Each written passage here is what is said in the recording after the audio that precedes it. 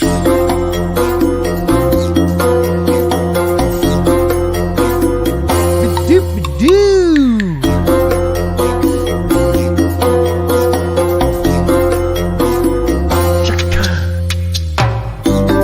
that's loud. Oh, yeah.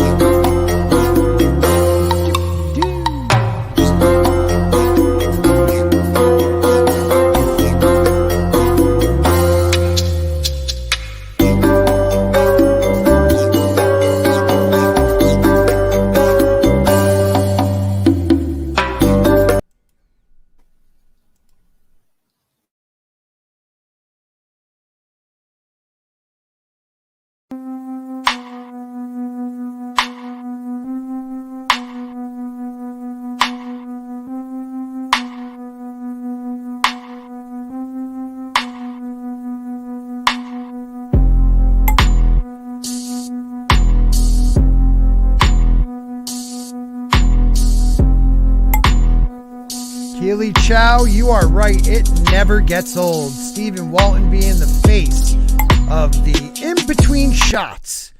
You know it. I know it. Welcome to another dump. It is Wednesday night. It is Humpty Dump time, and we are here. I don't know where everybody else is, but at least Sam McCabe is here, and actually here because Culture had to take a business call, probably from drunk or something. Like, I got to get drunk's phone call. What's up, buddy? How you doing, Sam? Good. It's getting really hot down here. Summer is coming, as they say, but that seems to be, it's summer all the time down here. What do you expect? I'm so confused by this. Like, how close are you're in like Australia, correct? You're an Australian. Mm-hmm. Yeah. Hence the accent. Where are you? Cause like, I never understand why it would be warm there right now. If it is summer here and I'm in like northeast of the North Hemisphere, why would you be going through like a summer feel? Well, technically, I mean, with September here, so we've only just come into spring, but that's the thing. It depends on where you live. I mean, if you live in Melbourne, you get 5 different weathers in one day. But in Queensland, it's basically like it goes hot, mild, a bit cool, and then goes straight back to hot again. That's basically how it works. Is Queensland North Australia? Queensland is on East Coast. East Coast, okay. And it's basically if you look at the country, it's basically East Coast, basically middle up. Middle up, okay. Are you near like that famous like red rock, flat rock thing? Oh, nowhere near it. No way. Okay, okay. I know I know my continents. Okay, well, let's get to it. Hey, everybody, let's see who is in the chat. We got the first one was Cody Guy, and he's a channel member. Feel free to become a channel member because every time you do, by the end of the show, Culture has to make a new outro, and it always makes me happy. And you could, for as little as a cup of Walton's coffee a month, so it's really not that much. Thank you, Cody Guy. Marby Dog says, may the spork be with you. You too, sir. E. Clay Thomason, another member, says, flippity flappity flu. We got Machiny Draws. He's back to work. Thank God Martigan isn't here. I agree. He'll be here at some point, that dude. Soul Assassin, OG Soul Assassin. How you doing, my friend? Good to see you. Another OG, Tina Bojan. Good evening, friends. We already said hello to Keely Chow. We got one rough girl. What's up? What is going down? We have Nick McCabe in. He's in the chat. If he wants to join, shoot him a link if he's not busy. Mr. Dragon is in here. Thank you for being here. My favorite name, Brutal Morningwood, is here. Some douche guy there. According to Christy, Drunk Nerdrotic is here. Hey, F faces. Too early for me to swear or they'll just really take away all my money. Cry more incels. D love the D. Loves the D. I love that. Yes, we are incels. Actually, I thought about this today. The month of September, because you're an incel if you celebrate, or not celebrate, but mourn or celebrate the lives that were lost on September 11th. I don't know how actually you want to put it. You're considered an incel to this administration. So I was thinking September could be incel month. Right? Anybody? I think that sounds fine.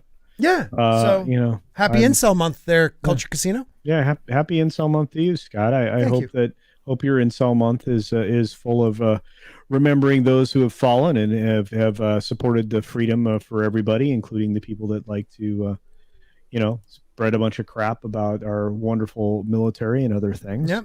So yeah, I think this is going to be a very special incel month. Well, I'm a big deal on TikTok, right?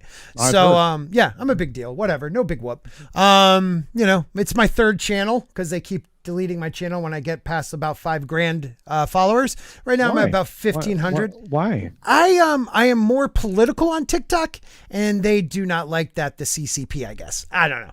Anywho, some lady said that people like me are the ones that are, we should stop talking about what happened over in Afghanistan because it's just not right for the military that are coming home. It feels like we're blaming them, which we're not. No, it's pretty clear who's being blamed. Yep. And where the incompetence is from. Yep. Yeah. Well, let's get to what this show's about. And this show is about Hollywood, Hollyweird, all that crap. You all know it. Are they naked? I would be more happy if they were naked. Hey, is there a redhead that was survived? I heard a redhead survived. What? Yes. Tell me about this. What happened? Okay. All right. So there's the show on the CW. I mean, I know that a lot of people don't believe the CW is a network, right? Okay. Or they even exist anymore. But there's this show on the CW that a lot of people aren't real excited about. In fact, they had to invent new ratings categories to show how low the ratings could possibly go. Okay. Across the board for the show. It's called Batwoman.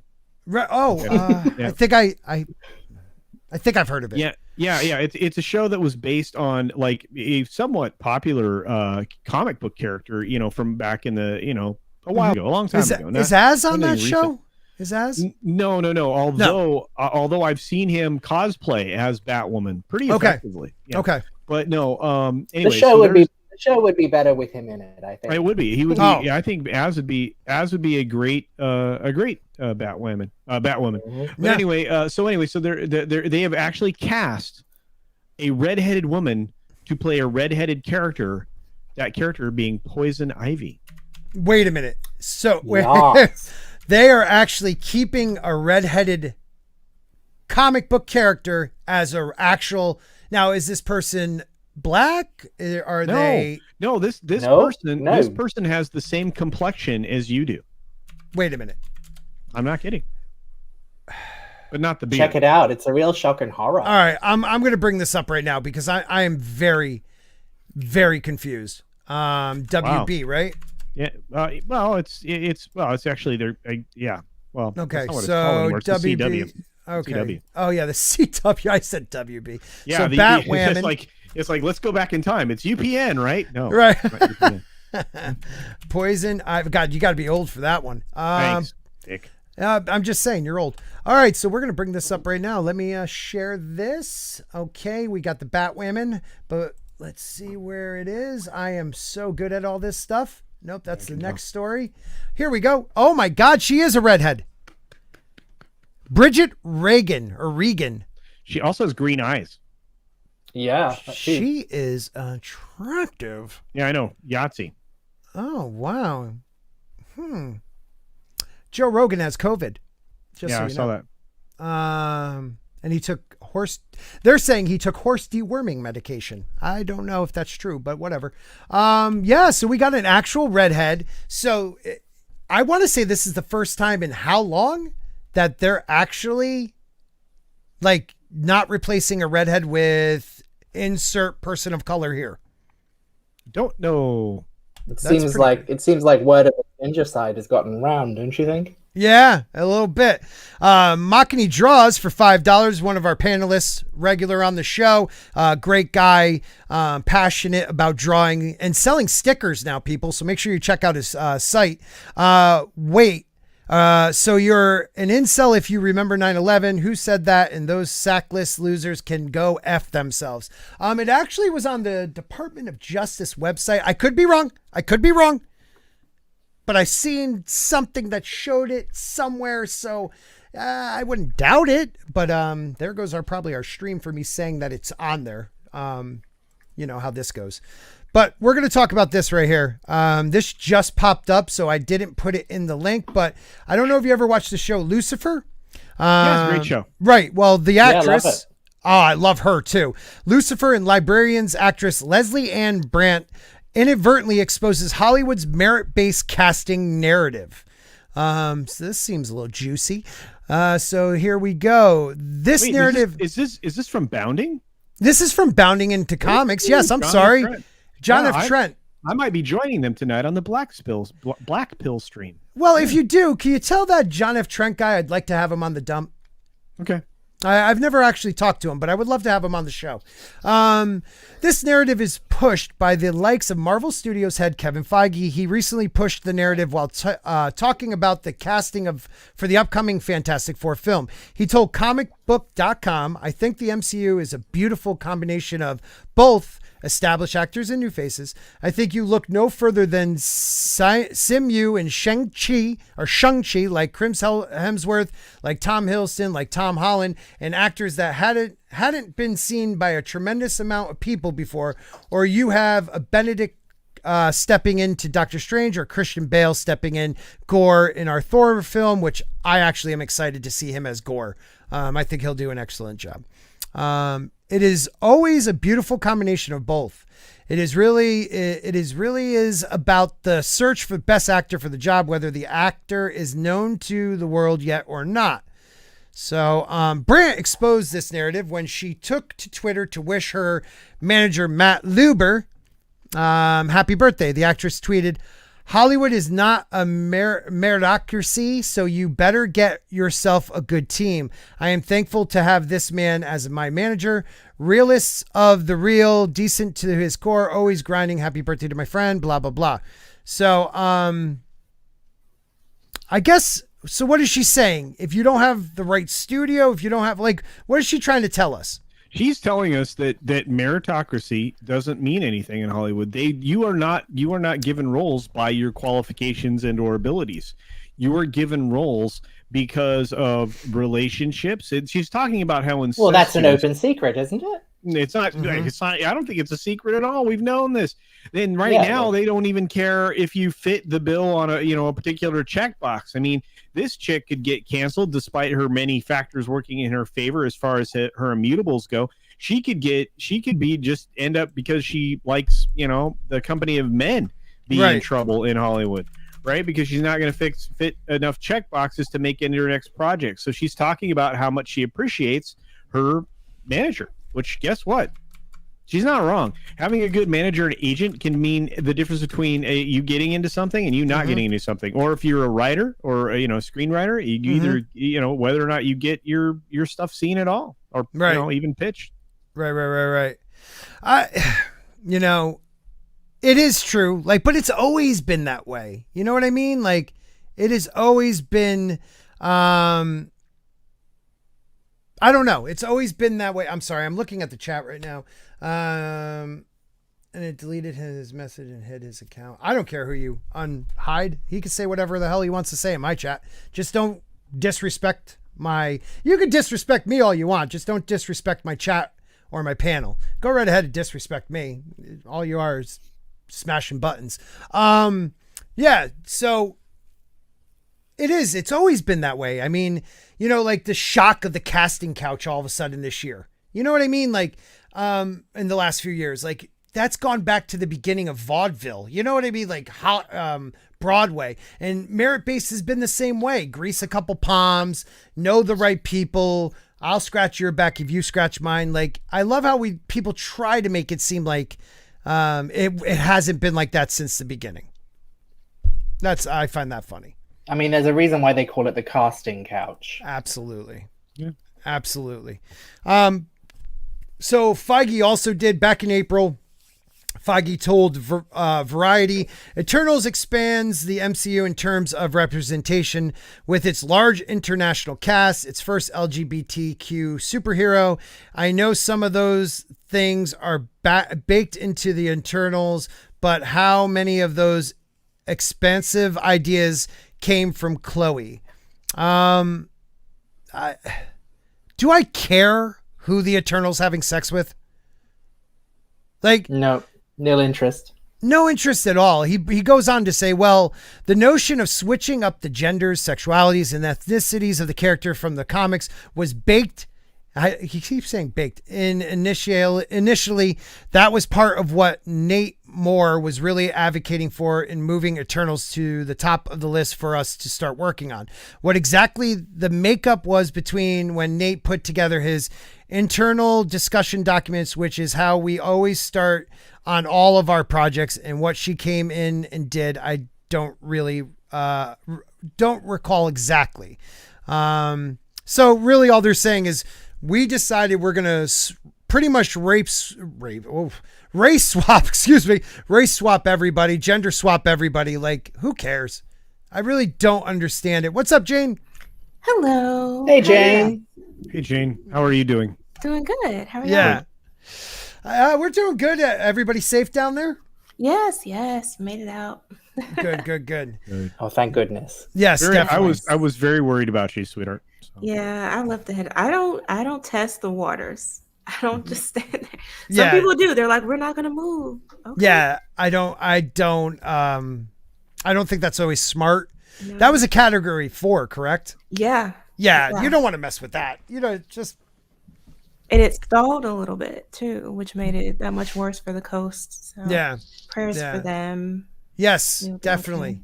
Definitely. And prayers to the Ginger Ninja. How you doing, buddy?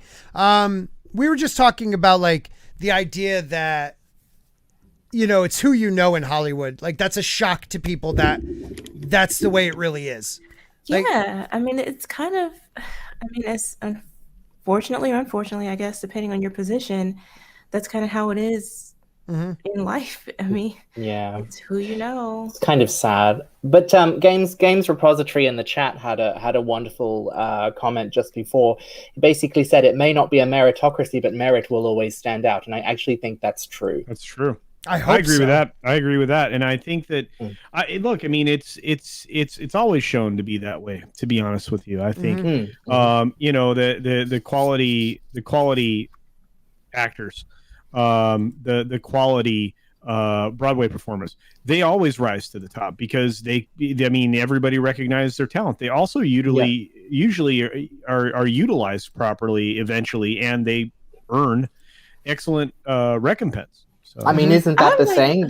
Isn't that the saying? The cream will rise to the top. No. Yes, I would like to think so, but you have so many people who are incredibly talented, who are doing really great work, who get passed over for one reason or another. People have a grudge. People have their egos in the way, or jealousy. All sorts of things. Yeah. Well, look at Freddie Prinze.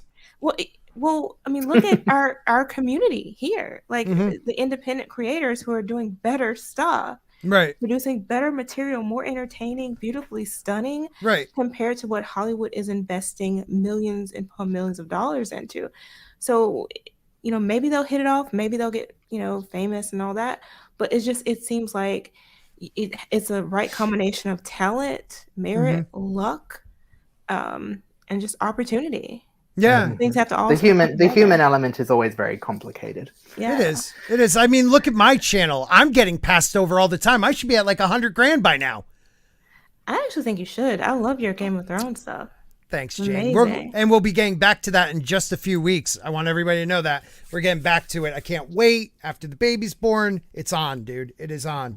Because I miss talking things I love, and when Winds of Winter comes out and we're doing chapter by chapter breakdowns, paragraph by paragraph. We might do a page for a 4-hour stream. That's fine with me. Easily. But let me just interject here. What are you gonna say? He's never finishing the book. See, I knew he was gonna say that. Do you think what? He's never finishing the books. I think you're wrong. I think you are wrong. Okay. He's never finishing the books. Jayne, what is our mantra?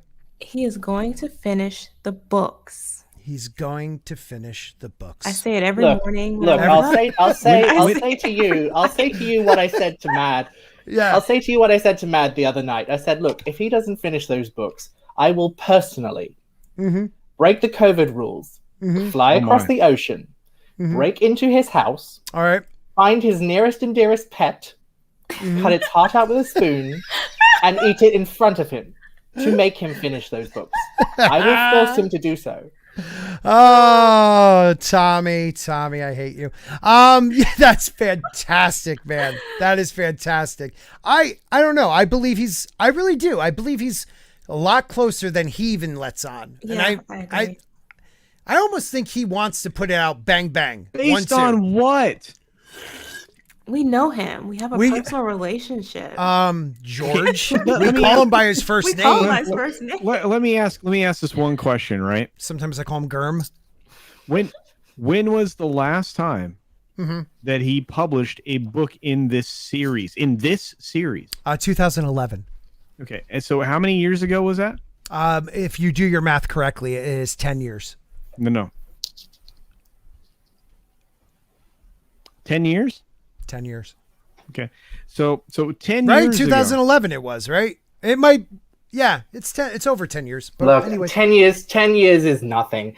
I've been working on some of my manuscripts for about as much and still haven't published jack shit. So not everybody's Stephen King. Not everyone takes a crap and writes The Stand. Right. To use another example, I mean, look at Patrick Rothfuss, the guy who did The Name of the Wind. He's an incredibly slow writer as well. So, note to self: don't cross Sam. All damn evidence, right, small time. All evidence to the contrary on him, like not doing anything. He's written a lot of other books. He just made 2 overall deals for his material with 2 different, large studios. Yeah, but I mean, producing. This is a world, though. This is an alternate universe. It is. It's fully fleshed out. Like, there is a lot to cover here. So many. It's massive. Wait a minute. Aren't these other projects that he's doing right now, aren't they also in that same universe? Different universe. Well, some say it might be. Yes, you got Well, the I was going to say, I mean, should the worst happen, if I may be briefly morbid, he could always pull a Stieg Larsson, the guy who wrote The Girl with the Dragon Tattoo. I mean, he could collapse at the top of the stairs just as his 3rd book is being published and then hand it over to someone else to keep going. That's always an option too, He can also release his, he knows the ending and all that, that sort of detail in his notes. He could just, put those away, and if something happens... My God, I would love a peek in his desk drawer. This is my fear. He writes like nobody else. Okay, I've never read somebody who wrote the way that he does. Like, he literally gets into the mind of every character and writes with their thoughts. It could be a 9-year-old girl. It could be a grizzled old war vet. It could be a magical priestess. Like, he gets into their heads, and the way he writes is beautiful. Let me just finish this. I really believe that if he croaked and pretty much The Winds of Winter would be done. I don't care what anybody says. But the final book, I don't want to see somebody else write it. I don't care if they have his notes or not. It will not be the same thing. I'd rather leave it unfinished and, cry once a day. Release what he has finished of it. But yeah. Give me his notes. My theory, of course, is that... Well, exactly. My theory is that he's actually, because he's working... not necessarily scene by scene, but out of order. Yeah. And my thing is probably he's actually already done all of this stuff, and all he's got to do is slap it together during edits and see how it goes. Look, he said when he finished Dance with Dragons, he pretty much had like half a book left over. Yeah, he overwrites. Exactly. Yeah, he overwrites. He's probably finished technically. I think he's being a perfectionist because he knows how much people have been waiting for this. He wrote himself into a corner with Danny and Marine, and we're never going to see a Shy, which sucks because I wish he would go there, but we're going to see it in flashbacks or whatever. But I truly believe at some point the Houston Texans will win a Super Bowl before Martin finishes the books. God damn you. I think he'll finish it. And even if he doesn't, give me a Winds of Winter and give me one more Dunk and Egg. And I think the what is it? The Wolves of Winterfell. There's always the option. He might not do the final ones in massive novels. He might set them out in a different format. You never know. Yeah. He's all about the Bible. But I think based on what you just said too, that did remind me how he writes. What we're probably actually talking about is him finalizing it. Mm-hmm. Yeah, he probably has written way more material than he needs, of course, to complete this story. It's just the finishing touches. He is going back and rewriting past chapters. We know that. Yeah, it kind of bothers me a little bit. But that could mean that it's because it's finished. Yeah, and he's just bringing it all together. And speaking from experience, editing is a fucking pain in the ass. Right. Don't excuse yourself. Just say it. I edit as I go on the one I'm writing, and that's a problem. Yeah. See, I'm the same. I edit as I go, and it's a pain. I also think that show he wanted to put some distance. I really believe that he wanted to put distance between it. Yeah, maybe he is about hemorrhoids. I don't know. Is he writing that with Walton? Socialism will work before Martin will finish his books. Parrot head, you son of a gun. Oh, terrible. I simp for him. What are you going to do? I don't know. Has anybody... All right, so we're going to move on from George. I want to talk about this with culture here, and then we're going to go into a little Disney stuff. But, this is Disney too. Do you think Shang-Chi will break 90 mil at the box office this weekend? Oh, read further. Okay. Hold on. Okay. All this stuff. Yeah. Read the whole headline. Okay. Okay. Okay. So Shang-Chi bound for Labor Day weekend record with 90 mil plus WW launch box office preview. What's WW launch? Worldwide. Okay. That's why they did it that way. So most people be like, "Holy crap, this movie's going to be super successful." No. Nope. All right. So go on. What do you know of it? You want to read this article actually? Oh, I've this will be the fourth time today I've been through this article. Okay, great. You could just jump around. Here, let me put it in the chat and you can take it over. No, I mean look, this first sentence is a paragraph. This is the problem I have with modern day writing. Right. I'll share it from my end if I can pull the thing over here so that I can control it. Yeah, go right ahead. But thank you, real quick. Thank you to the 29 people watching right now. We, I have to say, my view count has not gone up, but you guys, my watch count has like tripled. Gone up. You guys have really been watching a lot of this, and I really appreciate you guys every time you guys do this. So thank you so much for keeping an eye on the show and staying with us throughout the whole show. You guys really rock. Thank you. Yeah. Take it away, buddy. Okay, so first of all, I want to point out they have two of their primary writers for this particular stuff, the box office, both Anthony Dallas, and I can't even say his name, Dal Alessandro, and Nancy Tartaglione. Tartaglione. I can't say it. It's an Italian name. Anyway, both of these people write box office stuff all the time. Okay. So they are intimately familiar with the ins and outs of this, which is why the verbiage, the words are being written the way they are. And you'll find out why. Okay. So the first sentence, which is a paragraph, mind you, the Labor Day weekend box office, the last frame of summer, which studios typically shy from, is poised for a revolution as Disney debuts the first Asian American Marvel superhero feature, Shang-Chi and the Legend of the Ten Rings. Look at this. Disney debuts the first Asian American Marvel superhero feature, Shang-Chi and the Legend of the Ten Rings.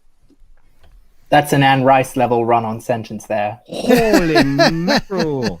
And they had to word it exactly that way, because every time they said, well, this is the first significant Asian film that we've had, they got slapped down because it wasn't true. We kept knocking down their baloney sausage arguments, the outright fabrications that they create with words. And so they had to be incredibly specific so that they wouldn't get knocked down again. So anyway, reading on, studios have held the long belief that no one, I would have written it the other way. Long held belief. That's how I would have written. Why didn't they write that? Anyway, that no one goes on to the movies over Labor Day weekend. Well, of course they do. And that's for that. And it's for that reason that they've avoided opening movies over the 4-day holiday. Who wrote this? Honestly, well, it's the two people that would know better, right? However, Disney believes that it's possible to open a Marvel movie anywhere on the calendar, even during a global crisis. NRG movie-going comfort levels have stabilized over the last 2 weeks in the 66 to 68% range. By the way, that's about 20 points down from where they were a few months ago. Really? Yeah, beginning of the summer.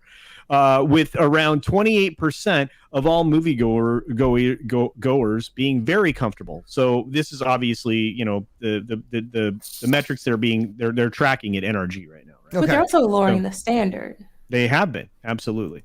In the U.S. and Canada, which is the North American box office, by the way. So whenever you hear domestic box office, that's the U.S. and Canada. Oh, I never knew that. Yeah. I never knew that. Okay. Yeah. So in the U.S. and Canada, it's projected that Shang-Chi is in store for a Labor Day opening weekend record of $45 to $50 million. That's domestic BO, right? Which I'm going to say it's not going to hit $50 million. But, first of all, it's doing it in a huge number of theaters. It has 4,200 plus theaters that it's opening in during this 4-day.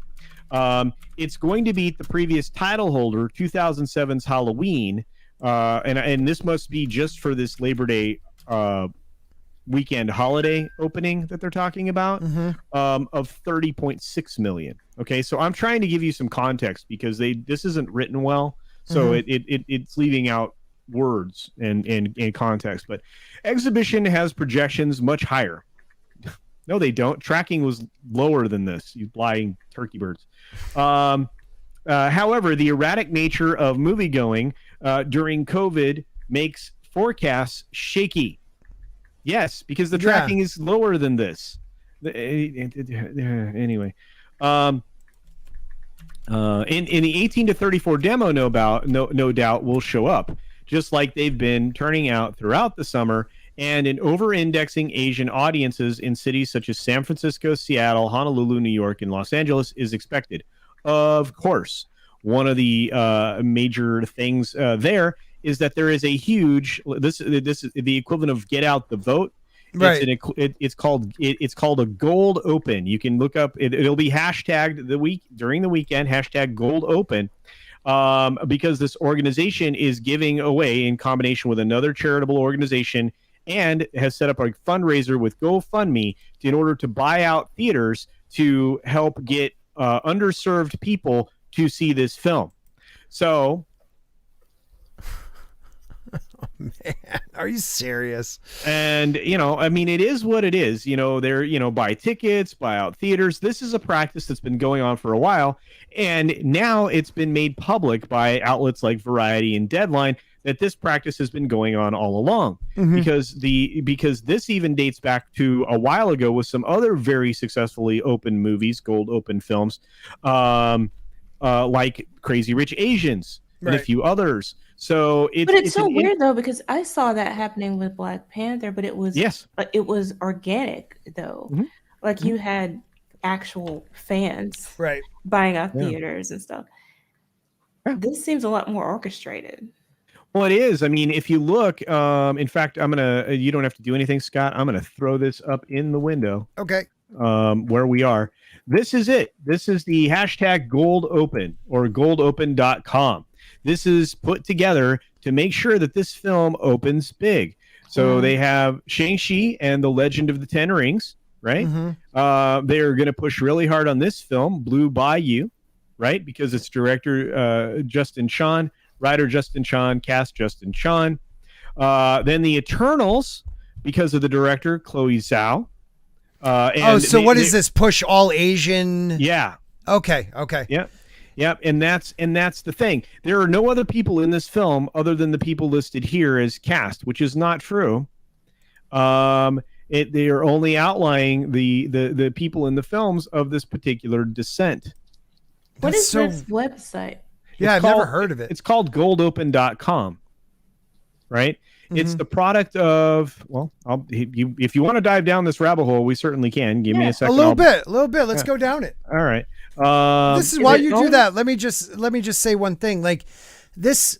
All right. So was Shang-Chi in production prior to the, this recent protecting Asians like movement? Stop Asian hate. Yes, I'm sorry. I couldn't remember it. Wow, I apologize. Yeah. Stop Asian hate. Like, was this in development before that? Or, because I feel like... this has been in development a long time. For a while, right? Yeah. Okay. Yeah. All right. Yeah, but it doesn't matter. And we'll get back into the actual other films that they've worked with for this Gold Open thing. But thank you, Ken Jack Ben. Yes. 1973. Yeah, Enter the Dragon, one of my favorite films of all time. Fantastic. Yeah. Yeah, but anyway, Gold House, that's the name of the organization, launches hashtag Gold Open campaign for Marvel's Shang-Chi and the Legend of the Ten Rings.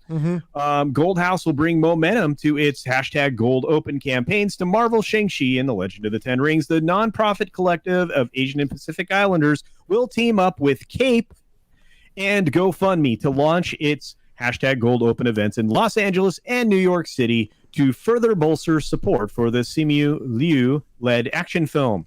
Directed by Destin Daniel, Shang-Chi and the Legend of the Ten Rings follows Liu as the titular hero who must confront the past he thought he left behind when he is drawn into a web of the mysterious Ten Rings organization.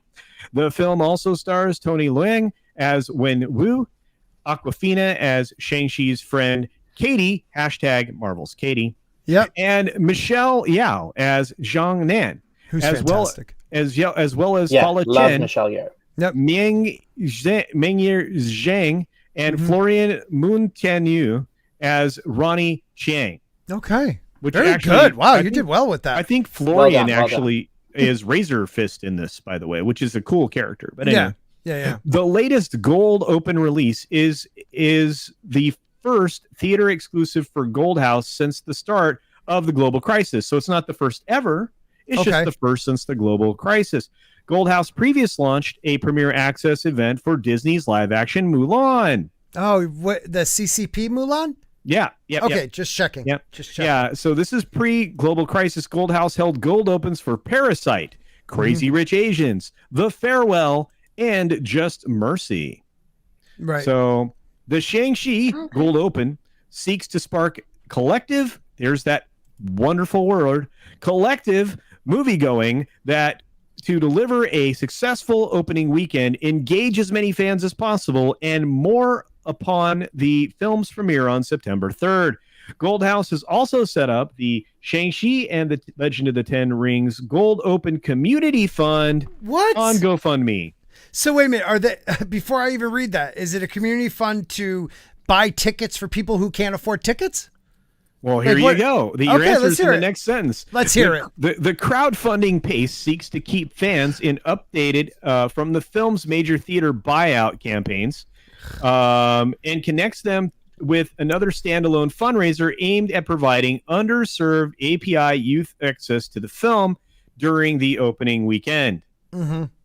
So, but they don't just do it for just youth, by the way. It's done for a lot. But they do this, and you can see. I mean, this isn't their first efforts, right? They just told you of a bunch. The ones I showed you include basically just Asians promoting Asian films. Yeah, and essentially, buying tickets, doing some other really interesting things that may or may not fall within the bounds of ethics, right? At least for charitable organizations. But hey, I'm not going to poo on anybody trying to get kids to see a film. I think that's a cool thing.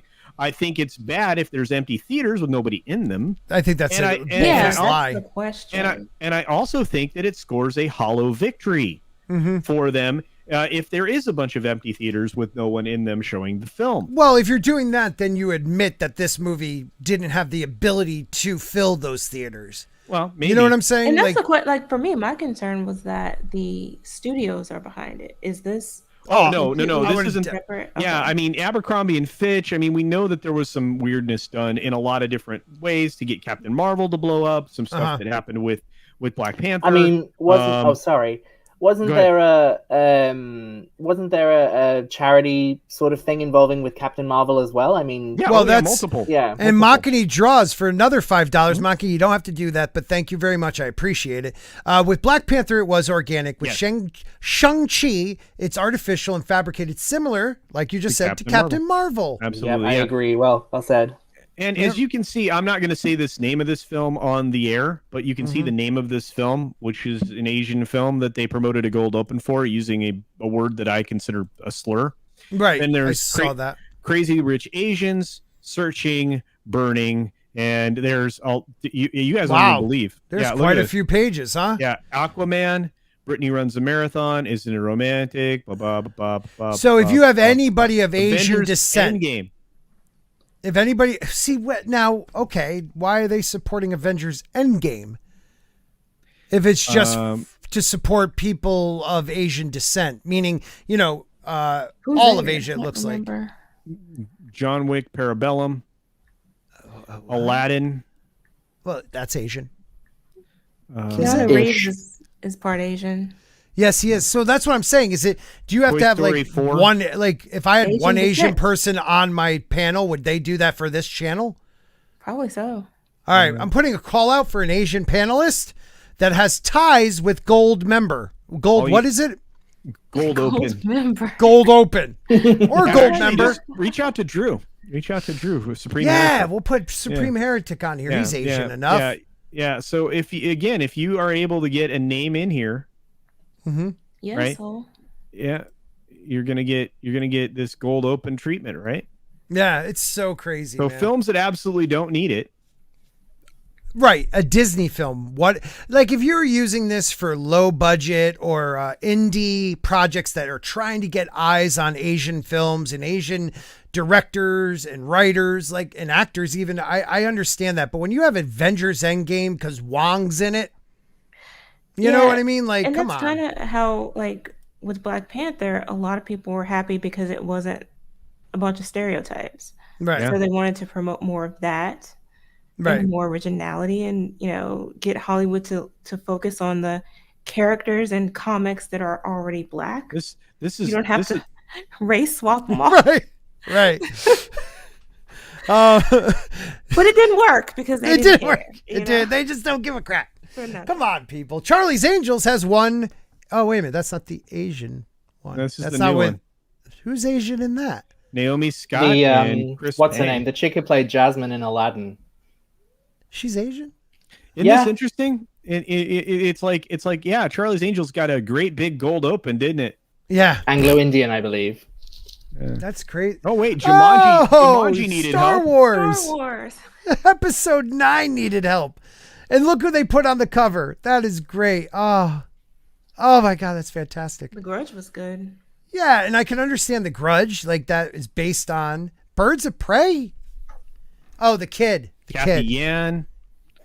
So this is an excuse. But don't they understand that it's pretty much every movie though? Because unless you have a lot of people the boys, good God, who are who are of Asian descent who don't necessarily make a big deal out of it too. Right. Like you said, Keanu Reeves. Yeah, like people wouldn't know unless they just knew. Right.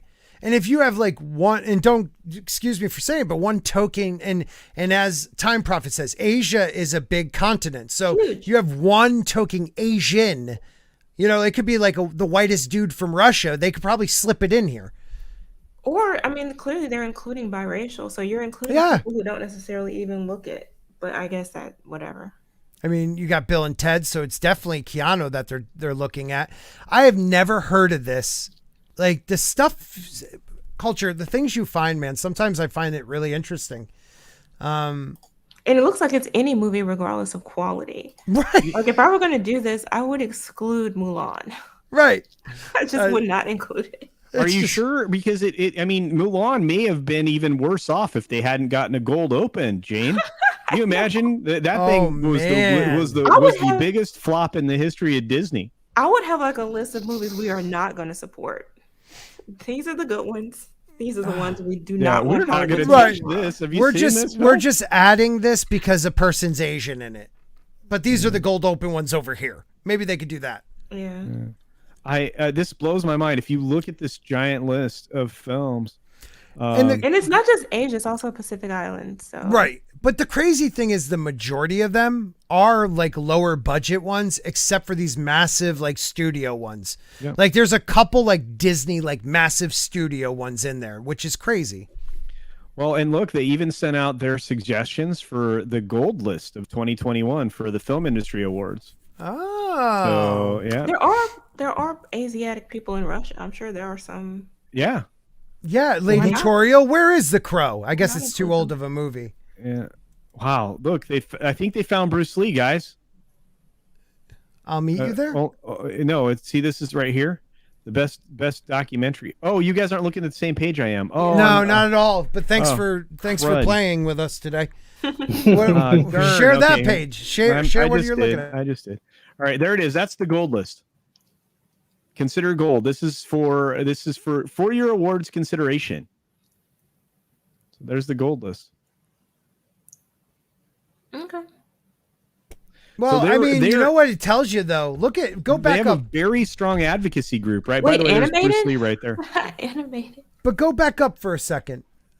No. To the main pictures here. You have enough. Like they make it seem like Asian people aren't in movies. Like it's not like, except for adapted screenplay, it's full in every single category. You can at least pick somebody that has, had done quality acting in a large budget film or something that's been seen. Yep. I don't know. I feel like we're always making stories that there's not enough representation. Don't get me wrong. There could always be more. But let's give people the opportunity. They make it seem like nobody's in movies. There has been no Asian-led anything, since the Joy Luck Club. I find it kind of ridiculous.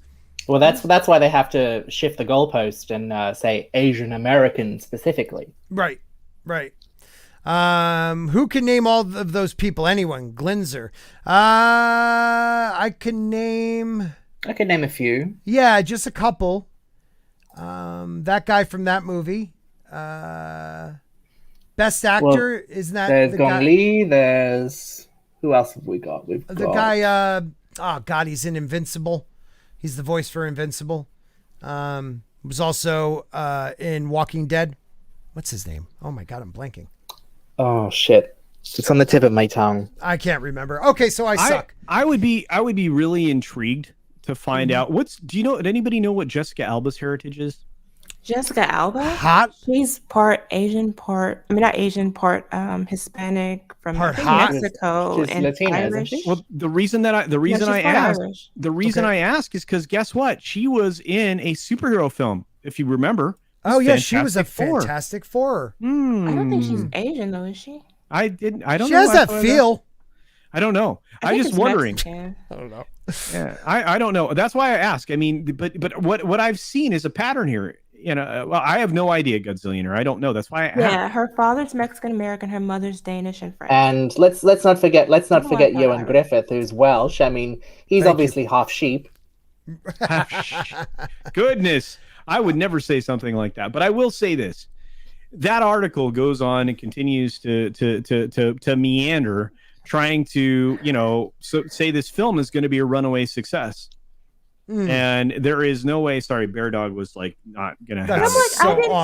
I didn't see anything with Tyson Beckford. I didn't see anything with Naomi Campbell. Right. Oh, there you go. Who else? I think what's that actress's name? Chanel something. Like Chanel. Yeah. There are a lot of half Asian, half black actors out there. Yeah, I didn't see. I'm just tired of this. I mean, why are we dividing things up, my buddy? Huh? Yeah, pal.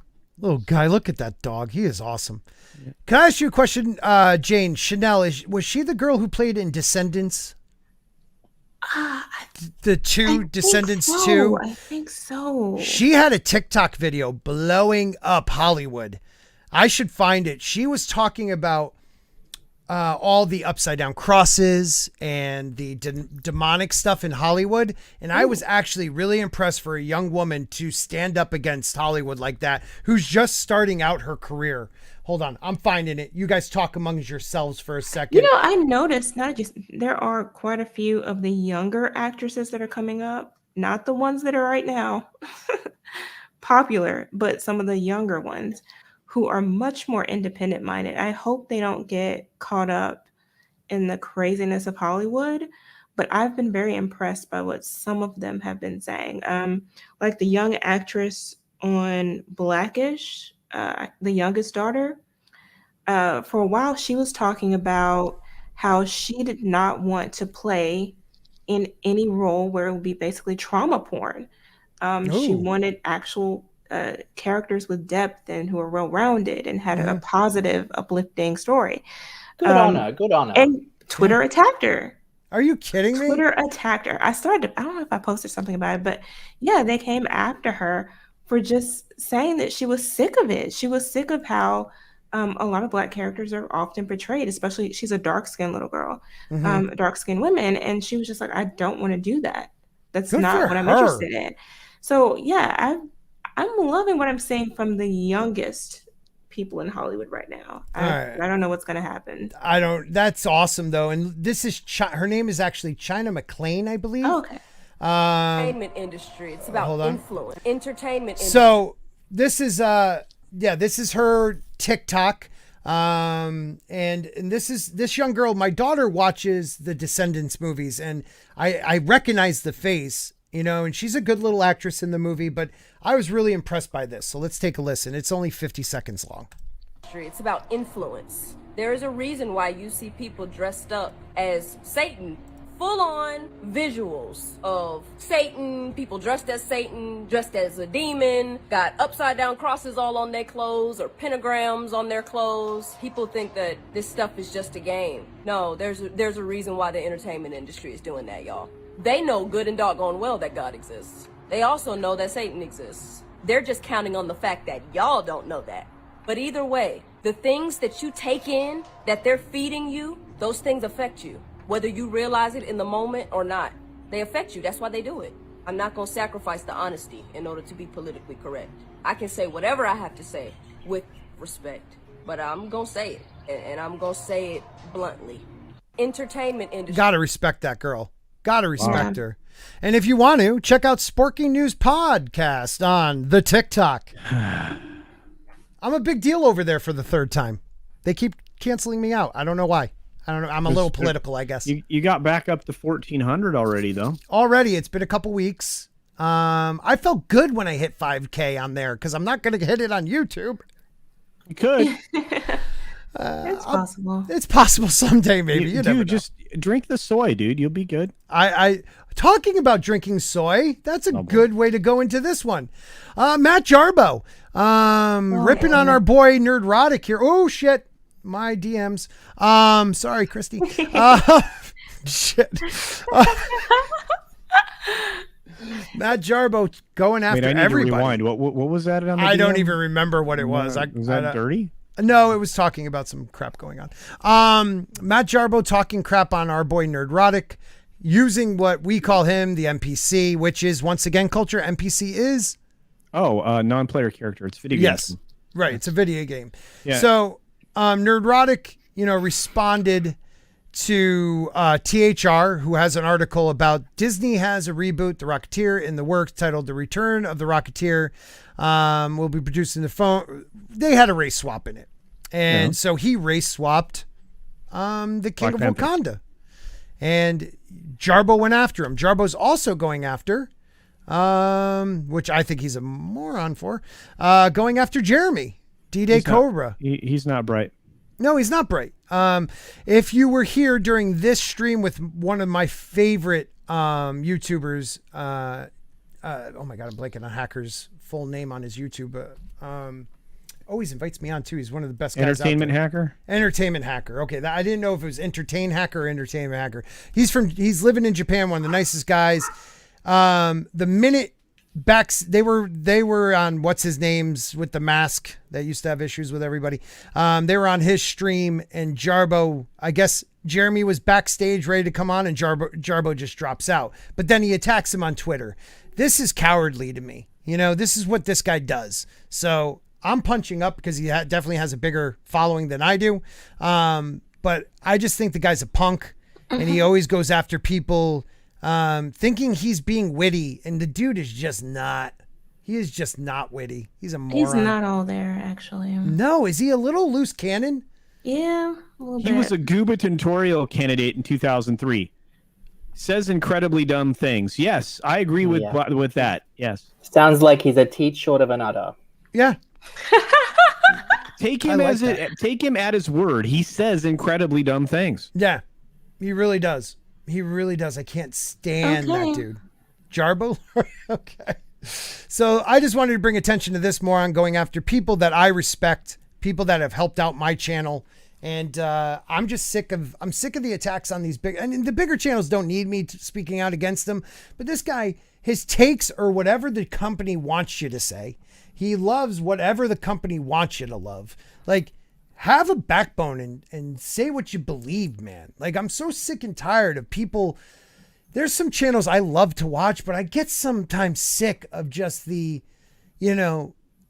James Bond's going to look like a great movie. Like, no, dude. James Bond looks like a punk. It's really about the new female 007, or 00. She's the badass in that trailer. If you watch that trailer, she is the badass, not James Bond. He's a man past his time. It's freaking ridiculous, man. I do try to pick out something I like in a review, movie or whatever. There can be something you like about it, but you can't sit here and just act like, oh, this is fantastic from beginning to end. Right. It's like, no. I try to do a pro and con type thing. Yeah. Always. Like I even said with the Eternals trailer, that last trailer for the Eternals was I thought the special effects. I thought the special effects looked great. They add color to it because it was so bland, and it actually made you, okay, what is this really about? Because I haven't really got a feel for any of it. And it really made me say, okay, maybe it's not that I will see this movie to give it a chance. Like that's one of those things. I'll check it out to give it a chance because I have not given up on Marvel yet. I've given up on Star Wars. Tommy talked about it last week. Like after everything that's happened, this last tweet from Mark Hamill, that just really pissed me off. Like I'm just done with Star Wars and anybody involved in it. That's for me. But Marvel has always been something close and dear to my heart. Like I can't give up on it yet. So I'm hoping Shang-Chi's a great movie. I'll wait and see. I always want the next thing to be good. Yeah. Definitely. Yeah, nobody wants it. If we're honest with ourselves, nobody really wants anything to suck. Not really. We want things to succeed. Wait. There are certain things I root against, but there's not many. Right. I mean, there are certain films I'll root against. Like what? Cuties for one. I don't want to talk. Yeah, I mean that's trash. Well, the Lady Ghostbuster film. Yeah, that was trash. Which we knew was going to be trash before it was released, and it was worse than the trash we thought it was. But it was like overtly trash. Like from the promo images, it was trash. From the casting, it was trash. It was worse. It was worse. It was the worst. I can't. I mean, there's like a million examples now. That's the problem. Is they give us too many that are. But I really think that those are few and far between. Where I'm Tina loves Loki. I love Tina. I do. I love Tina because she sticks with it, man. Yeah. I think Tina's great. I think she's awesome, and I don't agree with her about Loki. No, me either. Okay. It was terrible. But Tina and I had a moment in time for the first couple Wandas. And like I really was getting into it. I have to say, this last episode, did you guys watch What If? Yeah. What is that? It wasn't as terrible as the others, but it was still not good. It was close. Right. Whoa. Mad Martigan, he's here. He's there. He's every fucking. Okay, so oh, he must be having problems. What's going on? Oh, there he is. Oi, boy. I've been watching a lot of Ted Lasso. Hi, Nina. Fucking love that show. You lost a lot of blood? What? No, watching a lot of Ted Lasso. Love that fucking show. I haven't watched it yet. Is that good? I hear a lot of good things about it. So do an intro. Yeah, say hi. Oi, it's me, Mad Martigan from Mad Barber Entertainment. I'm the co-host of The Dump. Sorry, I'm late. Medical emergency. It wasn't an emergency. I just had to go get my medication. And then it took forever because, like, first, all right, check this out, right? So I go to the doctor. My appointment was at 3:20. That's Central Time. All right. Thank you very much. Okay, so we're on to the next thing. This is really important here. We got Disney, okay? No one gives a shit about your medical stuff. What are you doing? All right. I don't know much about this. Burn, Scott. Oh, burn. Don't say it too much. Yeah, great burn. Yeah, you get it because he was burned. Does anybody know much about Disney moves forward with Reimagine Tomorrow campaign despite being exposed as part of our critical race theory movement? They are. They're diving back into CRT. Amazingly, I'm so not surprised by this. This needs to be exposed again. John F. Trent. Ah, bounding into comics. John F. Trent.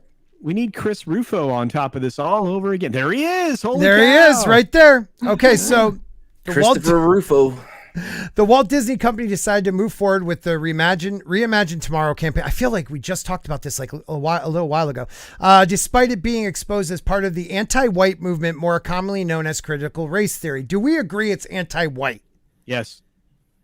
I agree that it's anti-everyone. Well, but what I think. That's actually probably a better way of putting it. But mostly white in this country. It may be mostly something else in other countries. That's the thing. So I've been watching parents talk about this. At community meetings, school board meetings, things like that, and you'll have a black parent talking. Well, one of the parents is black, one is white, and being told that teachers telling their kids that their mom isn't good, like coming home saying, Dad, they keep telling us mom is not good. But it's also not. What is that? It's also anti-black. And right. I guess for me, that's the part I focus on more so being black. How because so? Because they normalize things, or they talk about things being white or colonialist or racist. Yeah. There are positive attributes. And the whole thing basically sets everyone up in this kind of racialized hierarchy, basically with white people up the top and everyone else down the bottom. I mean, that's bad for everyone, man. Exactly. And it tells you things like independence or traditional family and all of these concepts, being on time well, exactly. or white things. And it's like, again, where is this what? Well, see, this is the thing. Critical race theory is not just anti-white or it's a socialist. It's a socialist movement also. Destroy the nuclear family. Accept all. Everyone is the same. Legally in this country, America, where I'm from, at least, and most, I think. Oh, okay, Sam's not. There is no law that separates any of us anymore. Marriage was given to the LGBTQ community. Guess what? That was it. Laws on the books, right? Jayne, am I wrong that there is racial? There's differences in enforcement. Okay, that I didn't. Okay, I'll give you that. But the laws themselves are the same. But I mean, I'm not gonna sit here and say that they haven't over time been structured in such a way. Right. Right. But it's today. But is there Jim Crow laws? Is there Jim Crow laws? No, something like that. It's nothing overt.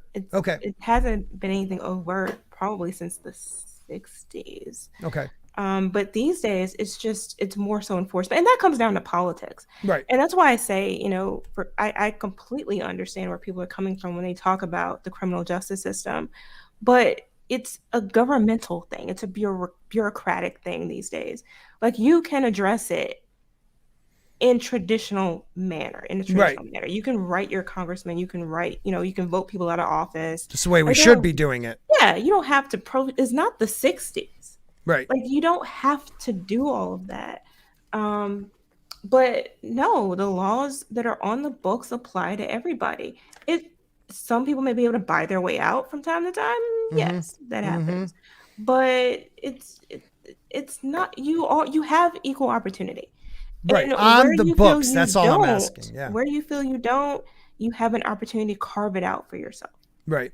Real quick before we get back to this, Rodge H, Canadian $5. He says, "Hey guys, hope you're all doing well. Sorry, last super chat for a while. Would like to save some money. I'll still be here though." Rodge, that's all I care about. Don't worry about that. Look, it's hard times for a lot of people out there, guys. This is not. Scott. Well, he's having another baby. I'm blanging it. He has money problems? No. You don't have 5 kids with money problems. I'm blessed. I got to work through this whole COVID shit. Look, save your money, but please be in the chat, be active in the chat. That's all I ask. Like, have fun in the chat. That's all we ask in the dump. Don't send any more money. No one asks you anything. Mockety Draws for $5. Remember, you better send your money. You're still on the panel, and I haven't got September's yet. Mockety Draws for $5. Remember the SpongeBob clip. How many times do we have to teach you this lesson, old man? Yeah, okay. I don't know that one. And all of this stuff, the sensitivity training crap, which I have to do as well, is so freaking annoying. Like, it's depressing. You need a mental health day after going through all of this. Right. Crap. Nina said, "Scott, did you see the preschool color chart IRT on Twitter today? It's effing insane." No, I have not. Can you send that to me? Yeah, it's disgusting. What is this? It's very young children being put on a like, one of those flip chart pieces of paper with the different colors, and they put their little pictures under each shade of color, like white, and then all the colors of the the melanin scale. It was pretty disgusting. What? Why? What is the point? I don't know, but you know what? You should find that tweet and bring it up, because this is disgusting. You are going 100% the opposite of direction that we have gone my entire lifetime. And before that, good people suffered through a lot of stuff and fought back against the folks that are in the South, that were part of the blue bloc that trying to prevent civil rights from actually happening in the 60s. That's freaking crazy. Disgusting. It doesn't even make, and this is the problem. Look, this is the thing too. Here's the thing. This stuff that they're trying to do, not only is it not going to work, not only are you going to see more and more people turning against it, but it's also going to become really irrelevant really quickly. I'm actually surprised that they're doing this at all, given that the country is incredibly blended presently. Right. And will be even more so over the next 2-3 generations. Like, you're preaching this crap to a division that's not even going to exist soon. So what is the point? Maybe they're wanting that division. But it's not gonna sustain itself. Like, it's literally impossible given our current population. So it doesn't make any. They're going to basically be screaming this stuff to what's going to ultimately be a 100% Hispanic population. I for one, I mean, despite being foreign, I for one don't get it. I mean, it just makes no. It just given that it just makes no sense to me. I mean, white and Black Americans are being absorbed into what is becoming a majority Hispanic country. What are you gonna do? Yeah. What are you gonna do? Are you really? Is it now going to be between the beige and brown? Like, how are you going to continue this fight? Well, aren't they already doing that? Of shade. Yeah, I guess it'd be shades of shades?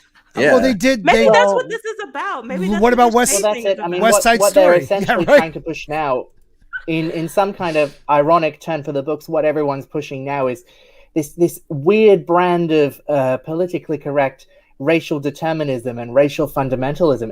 It's creepy as hell. I mean, what the hell is going on? we were moving to a place where people were starting to realize that race is stupid to start with. Well, just as a concept. Right. And now it's like they're holding on for dear life to these antiquated ideas of what human beings are. Jayne, wouldn't you agree we'd already jumped that shark? Yeah, as soon as we had Fresh Prince of Bel-Air. The 90s. Well, no, I'm serious. Like, if you look at the 90s, if you look at the television that was on, it was much better. Yeah, you had so many there was so much diversity across ABC, NBC, CBS, Fox that compared to now is we've taken a step back. Yeah. Well, that's the thing, Matt. I mean, I hear people complaining, "Oh, I didn't get this when I was a child." I think, what are you, living under a rock? Right? Yeah. We all had sister. Yeah, I mean, come on. Sister is like one of my wife's. It's one of my wife's favorite shows, actually. Oh, does she like Smart Guy too? I like Smart Guy. I don't remember Smart Guy. Nope. No, all right. Well, no one's going to join in on that. Hanging with Mr. Cooper. I'm going to be one of I remember that. That was a good one. I'll be I'll be that guy. My wife's 11% African, so yeah, it's already happening. It's already there. We're mixing the color. Look, she is African. She is Native American. Another like 20%. She's Polish. Like there is a lot of breaking it down. I'm Black adjacent. Shut up. Who my stepdad was black. I'm Black adjacent. Oh, gotcha. That's a real thing. Who was the comedian that said we should all just go around fucking each other and then we'll all be the same color eventually? Was that Carlin? I don't know, but I can't remember because I was thinking the same thing it's just happening. Now. Right. We just got to do it, man. Yeah. My ex-wife, she was half Pakistani and half Hispanic. Talk about by the way, not a good mix. Do not recommend. Wow, that's pretty prejudiced against people. Yeah, she was a horrible person. One person. Yep, okay? that's all it took. That's all. Wow, that's the definition of prejudice. Well, that's the only one I knew. Okay. Let's not do the hasty generalization thing. You two, please don't can me for this guy. So we're going to just get to this guy's tweet. According to a trough of whistleblower materials, Disney has launched a diversity inclusion program called Reimagine Tomorrow, which included training on systematic racism, white privilege, which is racist. Yes. White fragility, which I'm sorry, I'm not a moron, but what does that term actually mean? White fragility. Oh, white fragility is the white people are so fragile because of the whiteness. It was written by Robin DiAngelo, and her whole thing was like people are scared of black people, and she even talks about how like when she would go into a room full of black people, like she would get nervous and like clutch her purse. Look, that bitch needs to speak for herself. Yeah. I know, like, okay, so I've had friends that grew up in the sticks of Pennsylvania, and the first time they came, like, we met in college, they came into school, they were nervous around people that they didn't look alike. They didn't hate them. They were nervous because they've never met people like that. It's a good strategy. But that went for, and in a way, I think it's like something internal. Like, you're used to one set of people. You might feel weird the first time you meet people that you've never met before. It's called being wary of strangers. Went away like that. Oh. Went away like that. No. Yeah. Dude. Yeah, Nick has it. Nick, look at him. Anybody. What? I mean, Nick's really white. That's not Sam's what I meant. really white. And I'm sorry. The correct definition of white fragility. I thought, yeah. But you are right. Well, look, my background is essentially what potato digging shillelagh strummers. Mm-hmm. So yeah, I don't know what that means. Is that Irish? I heard potatoes. Okay. Yes, Mad. Yes. Was Mad. that your Batman?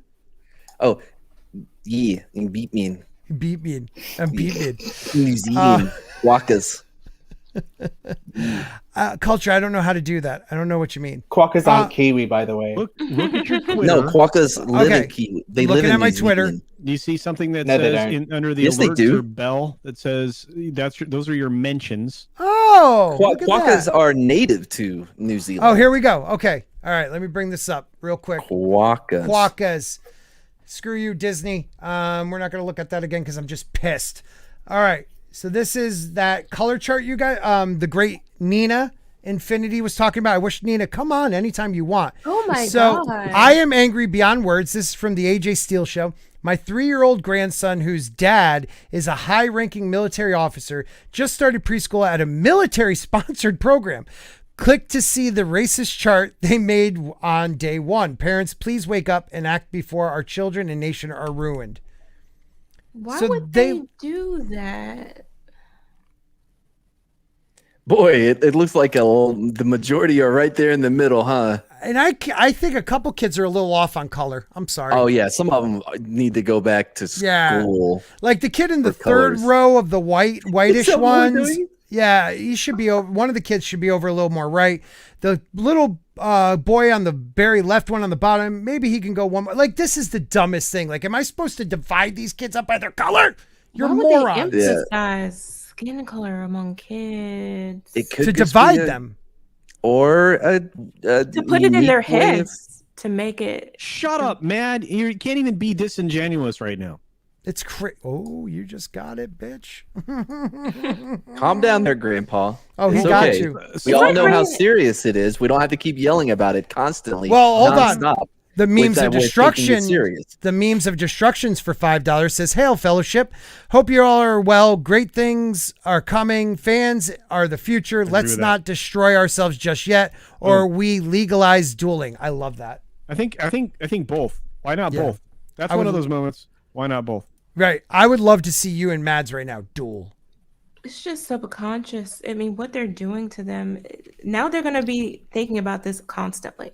They're going to be looking at their skin when they never would have even noticed. Well, like my daughter, I ask her every morning, did you guys say the pledge today? She's been in school 3 days. They did it once. I'm like, tomorrow, could you go into, no, she's like in 2nd grade. I said, go into school tomorrow and ask to make sure you do the Pledge of Allegiance. And because to me, like, I am blown away that they're focusing more on a kid's skin color than teaching our children first off, but also teaching about patriotism. Because if you make a culture patriotic, and I understand people have different feelings on patriotism, but if you make them feel like they are part of a country, then you don't need to divide us by color. We could be all Americans, or you could all be You see, Canadians. that's the point. If you encourage any kind of patriotic sentiment or nationalistic sentiment, you immediately get accused of being a fascist. I honestly don't want them doing that. I want them to teach them how to read, how to write, how to do math, how to science, literature, science. Jayne, you're racist. If you were the basics. Jayne, you're racist. If you're in Washington State right now, you just get called a racist and you got chased out of the building or out of any of those school board meetings because those are all traits of whiteness. I'm a qualified English teacher, and I already get accused of being racist for trying to teach SAE. So, what's that? SAEs? I'm angry about this stuff. And Standard Australian English, Mad. Not enough people are angry about this. Look, I'm at this point. I'm like, I'm gonna run for freaking school board. I'm done. So I'd vote for you. Kids the standard English, and if you want them to do something else, like here in Louisiana, French culture is in a revival period. Good. Now, because we never voluntarily gave it up. Just note. But what you can do in your school is if you get enough parents together who want to do it, they can implement conversion. I'm also a languages teacher, so I'm very pro learning languages. So yes, absolutely. Yeah, so you don't have to attack a thing. You can add to the thing. No, of course not. It's just, dude. Do you realize that in my house we cooked different cuisine types all the time? Call me a racist for making Mexican food. Call me a racist for making Asian based cuisine. That's ridiculous. They ran a lady off of her freaking I saw stuff. I mean, the other a week ago because she was making dumplings. Yeah, I'm like, how dare you make dumplings? Look at it was ridiculous. Are you high as a kite? People have been folding meat and vegetables into bread pockets for freaking ever across the damn planet. Pot stickers. You know what kills me? I love pot stickers. You know what kills me is this. Yeah, it really is. This is what kills me. It's because they don't want you doing that, because one of the best ways to step over a cultural line, any type of line, is eating with that person, eating the food that they serve you. And there's such good food in the world. Oh my God, I love food. Jayne lives in Food Central. And guess what?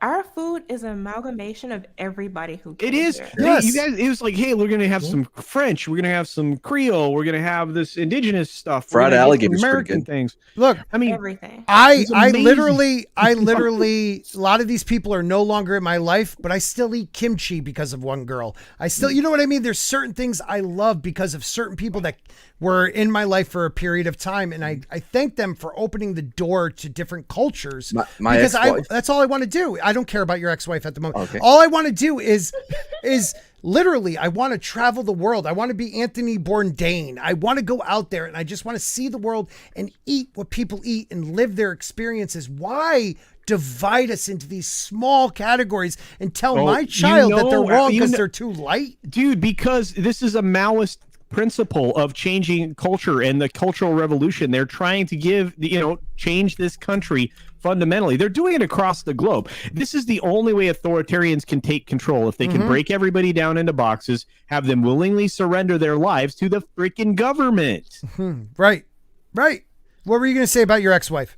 I was going to say I eat chorizo and egg because of that horrible person I once knew. And I hate her, but I like chorizo and egg. Oh, and carne asada. By the way, Jayne, you okay down there in Louisiana? What? Is there a T in that? Yeah, we're doing good. Well, Carne asada. There's no T in that word. There is in San Antonio. What was that, Jayne? You're okay down there in Louisiana? Yeah, I'm doing good. Okay, that's great. It's the coast that was because of the hurricane, Scott. That's why I brought it up. It was a hurricane. I asked her backstage. Thanks, Zaz. Well, I asked her on air. Yeah, well, you were late. That's why. So Zaz says a black kid in my son's class blew up at the teacher who kept referencing how his family had been enslaved. No, they hadn't. Oh, dude, it pisses me off. Oh my God. California, Jayne, dig this. California is going to pay reparations in a state that never had slaves. To who are they paying it? Don't freaking know. I'll take some. I feel like I've been enslaved on this panel. Chicken fajitas. Chicken fajitas. I cannot stand that and this is the other issue I had with what they're doing to Louis. It all ties in. They could have somewhere at some point begun to present a different part of the story of our history in this country that shows there were actually free black people.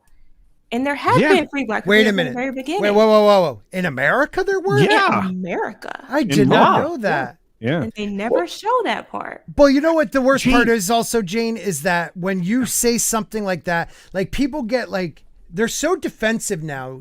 We've gotten to a place where now white people are it's no longer white people just staying quiet and being like, yeah, ancestors or people here before us fucked up. We understand. It's now to the point, well, the first black person had the most slaves ever. And, people they're starting to fight each other over the dumbest details. Well, and that's your history. We won't repeat it. That's the problem because people don't have a solid idea of history, like real history. Yeah, that's like part of take it for like how people always reference the whole like black people were considered like 1/4, maybe it was 2/3. Was it 2/3 or 1/4?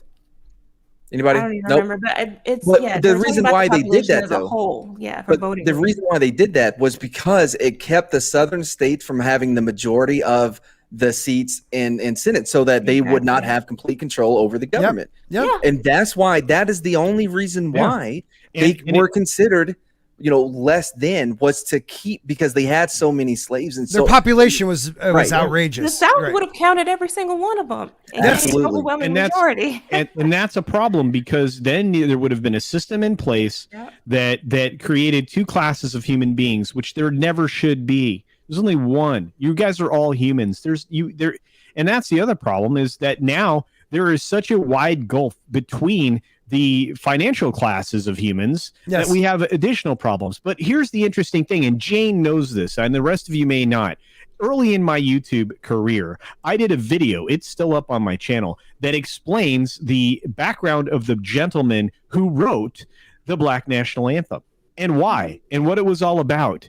And it has nothing to do with any of this garbage. Right. It's actually a patriotic song. It's a hymn. It's a hymn.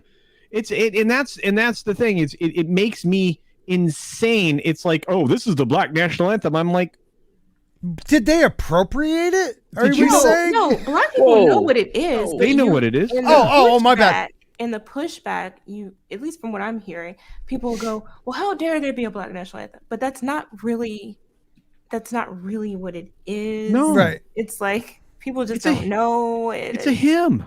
It's annoying. It's all about bullying people. That's what I'm talking about. By the way, one last serious thing. This is my last serious thing of the night, right? Okay, wow. We were talking about food and fellowship in New Orleans. Yeah. In general, right? So my favorite story from the New Testament is when Jesus turns the water into wine. The reason why I love that story so much is what was happening at that time, right? He was at a wedding with his friends and his followers. There wasn't a sermon. He wasn't preaching. He wasn't doing it. It was a freaking party. They ran out of wine. Yeah. And he's like, no, we're going to keep this party going. Yeah. Boom. Yeah. Just the fellowship. And I think that is a not only is it the rock bed of Christianity, but it also should be the rock bed of humanity, of people. Right. Because if you look at like Paul Tillich, when he talked about the ground of our being, right? And then you had Emerson who expanded upon that, is like the ground of our being is love. And that's where everything should start, is from that ground, which is love. Yeah. Right. Wow, man, that was deep actually from you. That was amazing. Yeah, what I'm saying is this. It's like, it's one of those things where, if we all just took the time, like you just said, to sit down with one another and stop looking at borders, stop looking at people's sexuality, stop looking at people's, political beliefs, religious beliefs, and just eat with somebody. You're going to find out, what does most people want? They want a better life for their children. They want security.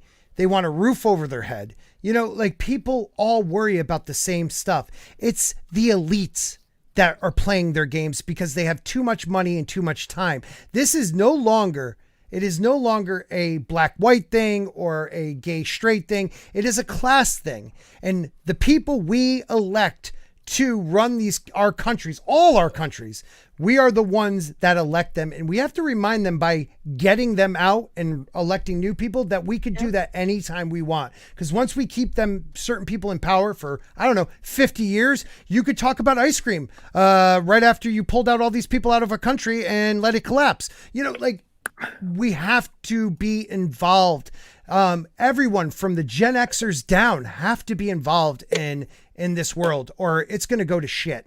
Well, it's been that way for so long, though. We allow them to divide us. That's always been their plan. It's the only way they can maintain power, whether it's this country or any other country. And that's why I always focus on pay attention to what they're voting unanimously on. Mm-hmm. That's what they care about. Yep. If they so hated each other, they couldn't stand each other's guts as much as they want us to believe, then they wouldn't agree so much on things that they do. It just take a look at what they divide us based on, like abortion or gay marriage. Well, gay marriage wasn't popular anymore, so they got rid of that. Right. That's no longer an issue. All these people who were so passionate about it, now it's fine. Right. I mean, it's just what happened to the infrastructure bill? How did that turn into some political nonsense? Right. We can't even get roads built. Well, that's because they add in a whole bunch of stuff that had nothing to do with roads. It's all about pork bellies. No, it's insane. Yeah. And it's about how the minority groups are affected most by climate change, and that it's all kinds of stuff. Meanwhile, we still have junk in our food and water. Yes, and we do, and we still don't have Top Gun Maverick. No. Yeah. I mean, they are moving it even farther. Let's find out why, guys, real quick. Well, let's see. Okay. After a successful launch of clips and footage at CinemaCon, Paramount is pushing its big Tom Cruise tentpole Top Gun Maverick to May 27th, Memorial Day weekend 2020, and Mission Impossible 7 to September 30th, 2020. Dude, that's a year, right? Yes. Yeah, dude. A year back. Why? Well, that's what I'm wondering. A year? Was it supposed to come out last year? Maverick? I thought it was supposed to be come out at the beginning of this year. And and they moved it to Thanksgiving. Yes. Now it's maybe you're right. Maybe it was last year. Bro, it's going to be at least 2 years by the time it finally comes out. Well, look at James Bond. James Bond is finally coming out when? They just released the date. It's who knows? I know. By the way, So wait, hold on, Top Gun. That's going to be Paramount, right? Mm-hmm. Okay. Yeah. Do you know what Paramount, their online service, needs? Something that people want to see. Like they would be better served releasing it as a Paramount exclusive, because no one has a fucking subscription. I use it to Paramount, except for Star Trek nerds. I don't know how I got it, but I do. Same here. I don't know how I got it, but I got it, and I like a show. I like a show called Evil. It's a good show. You should check out No Activity. Right.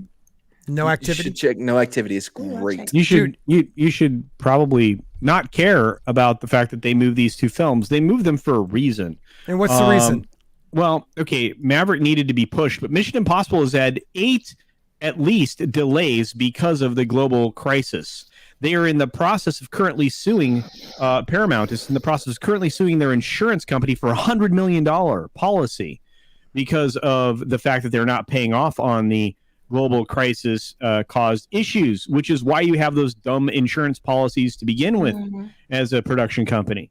So this thing is going to be one of the highest budgeted films you could ever possibly imagine, because the number of times they've had to start and stop on location shoots. If you understand how important they literally the logistics of getting a city to a location to have enough people there, food, craft services, all that to take care of those people for however long it takes to do those shots. They've had to do that multiple times, which you don't do. That's not in a film's budget. So that's why they rely on those insurance deals, right? And they're pushing a lot of that other stuff around the corner. And you know what? This is great actually for Sony, because Sony gets to move Ghostbusters into the slot that was just vacated by Paramount, which is going to give them a long weekend. Slot. It's a much better slot too. I mean, that's what I think what families actually want to go and see, to be honest with you. You know, that's the family movie. Yeah, you're 100% right, Jane. But it's perfect. But moving Top Gun, that puts it back in the summer, puts it on summer release cycle, puts it at the first weekend of summer, to be honest with you. Yeah. It's a summer movie. Cool. It's a tent pole. That's a legitimate tent pole. And while I promise you, Sony's going to do quite well with the spot for Ghostbusters, Top Gun will do even better because of where it's getting put, I think. Oh, so, yeah, definitely. Yeah. Definitely. And then you turn around at the end of the year and you end up with the film that is currently having the worst number of reshoots ever. Or not reshoots, but restarts. 8 shutdowns during the film. It's going to be good. The Mission Impossible film? Yeah, Jane. Yeah, I'm pumped, man. I can't wait. Well, and here's the cool thing, right? So they pushed back. They're actually listing them here. They're moving back Venom. Let There Be Carnage. That's a better slot for it. It's gonna open huge. People are gonna be pumped. No Time to Care is gonna just die. Dune is going to do really, really well in that spot. Oh God, yeah, it really is. It'd be awesome. I think it would be awesome in any spot, honestly. Yeah, I'm waiting for it too. I am definitely waiting for it. I will probably be there hours early. I want to celebrate the entire experience. Well, same. Based on the conversation that I had with Andre today, the pushing back of Top Gun and that means nothing to me. I mean, Tom Cruise gets on my tits. No. Hell yeah, he can get on my tits too. I agree. Ever since they took the Taiwanese patch off his jacket, I don't care to see Maverick anymore. Maverick bowing down to China. They had a Taiwanese patch on his jacket, and they decided to take it off because they want to be able to sell this film. He ain't going to China, right? He ain't going to China. No, Maverick, American Maverick, bend the knee. He bends the knee to no one but Zemu. You better watch yourself. Do we recognize? Already been Zemu? I'm ready for Dune. What is Mad talking about? I don't know. He's talking about Scientology. Oh, Zemu, right. No, and it's Xenu. It's an N, not an M. Actually, it can be pronounced either one. You may want to check your script. Okay, well, I'm ready for Dune. I am excited for Dune. Me too. I am heartbroken about No Time to Die. Go ahead, buddy. Sam, I want to ask, what does "gets on my tits" mean? It means we love them. It's a phrase meaning. Oh, shut up! It means that you're really annoyed. You're pissed. Oh, okay. All right. Thank you. So if I say Tom Cruise gets on my tits, I mean he annoys me. He pisses me off. How? Because he's so good looking? Sam, are tits? Well, let me ask you a question. Sam, are tits boobs in Australia? Yes. Okay, just trying to figure this out. That's weird. You had to think about it. You're such an asshole. The thing is, they could be used for both men and women, so it doesn't matter. Right. Like rooting doesn't mean like, hey, I'm rooting for my sports team. What does it mean? No, it doesn't, Matt. No, it doesn't. Nope. What does it mean? What does it mean, Sam? If you're rooting someone, it means you're fucking them. So. Oh, I'm gonna root the shit out of that. I like that.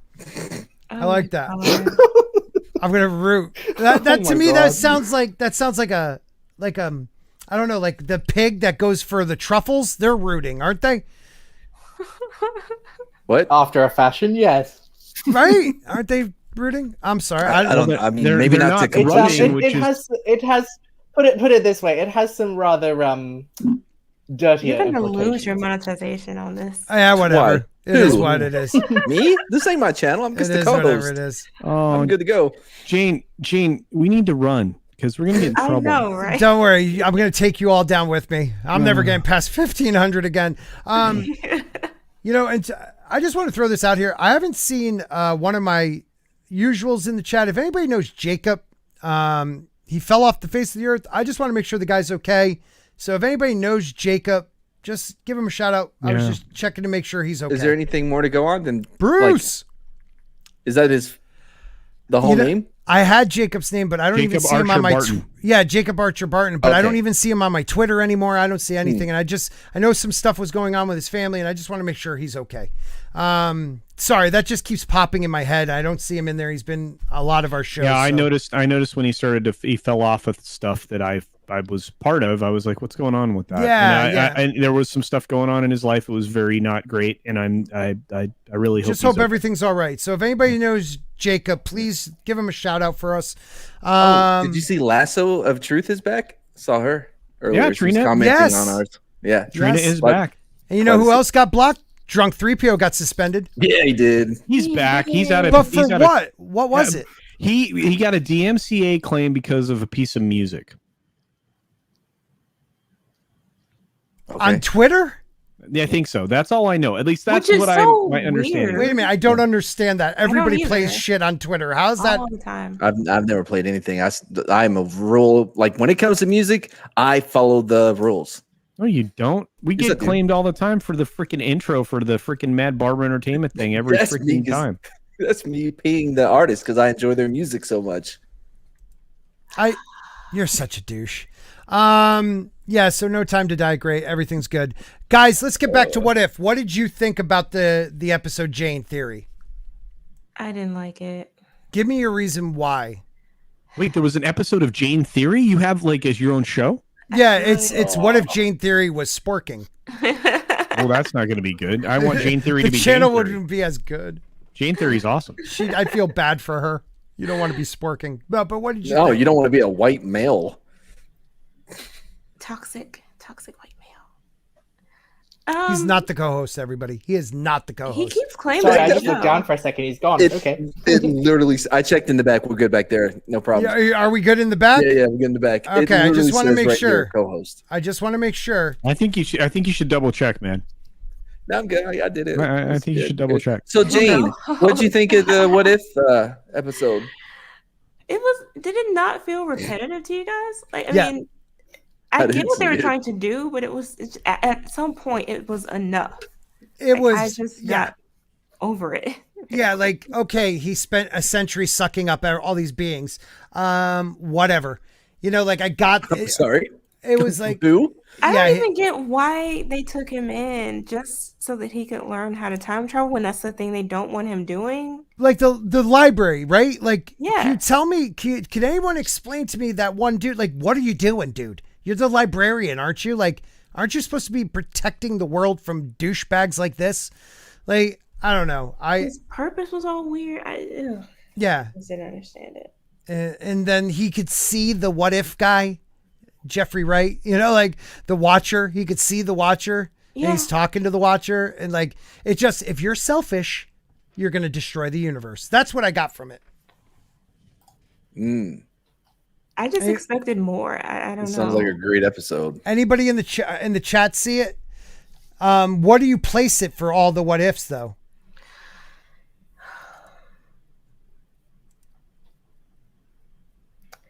I would place it. I would say the one before this one was the best. Which one was that? The one where the Avengers didn't. Oh, right. Okay, I'll put that at the top of the list. That would be at the top of the list. Okay, I'll give you that one. This one would be behind that one. Yeah. Yeah. Okay, so just by default because there's nothing better. Right, because Peggy Carter one's Peggy terrible. Carter would be next to the last, and then the Wakanda Wakanda, whatever it is, one would be last. Yeah, the Black Panther not being the Black Panther and being way better than Star-Lord. It's just all trash. In every way. Better than Star-Lord. He was better than Jesus. Like, are you kidding? He was literally a saint. Dude, he talked Thanos out of going for the Infinity Stones. So how can you even he made it past 34. That? So the thing is, he didn't even. They didn't tell you how, right? But Thanos was still like it was a good idea, though. Right. He didn't learn a lesson. But what kills me is also like, do they really explain how he did it? No. Okay. Just use your words. What is a drop bear? Right. You got to do better. This is what's bothering me. This is what's bothering me about What If and what about Marvel, all the Marvel shows.